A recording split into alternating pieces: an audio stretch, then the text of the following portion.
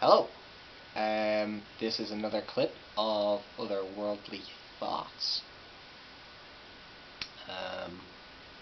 Today is how water, well, a liquid, can form on another planet. Now, there are many reasons, but how can a liquid not be stagnant? How can it be fresh and therefore,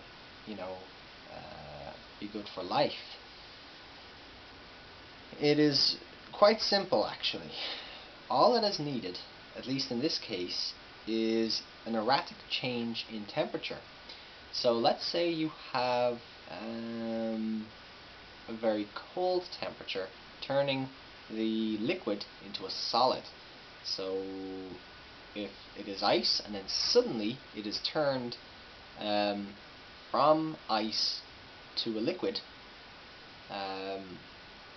it'll form very big cracks, and in that crack will form more ice after some liquid has built up, and then it is frozen again.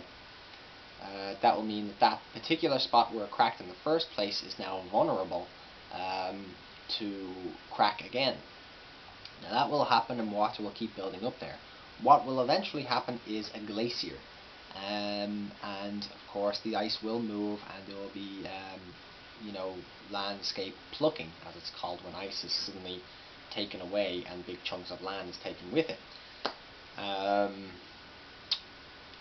So that would happen. When that happens, V-shaped valleys would be formed, and if they're formed, creeks would be there, and therefore rivers and streams. Another thing that is also needed is rain. Now, if it rains from a high point, if it rains and then falls onto a high point, I should say, the liquid will find the easiest route down. It will find the best route down, and it'll continuously follow that because it's the easiest and best. And over a long period of time, this will keep happening, where the water will build up at the top and then flow down that particular area, thus eroding it, right? And that particular, I don't know what you could call it, but pathway would, it would be so, eroded that it would be deep enough to form a river, go down and out and away. And if rivers form, and then there could be moving water, or moving liquid, and that plus the V-shaped valleys, you'd have rivers and then river banks, and then rivers form into seas where there is a sudden drop in ground, and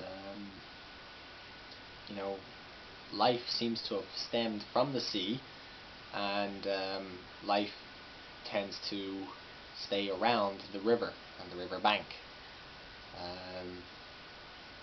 There's not really more I can say about that, but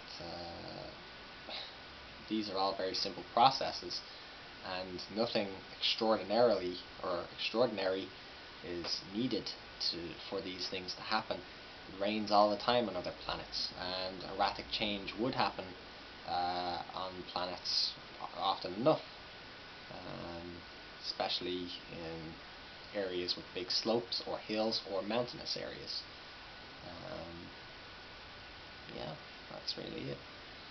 Thank you for listening to another clip of Otherworldly Thoughts.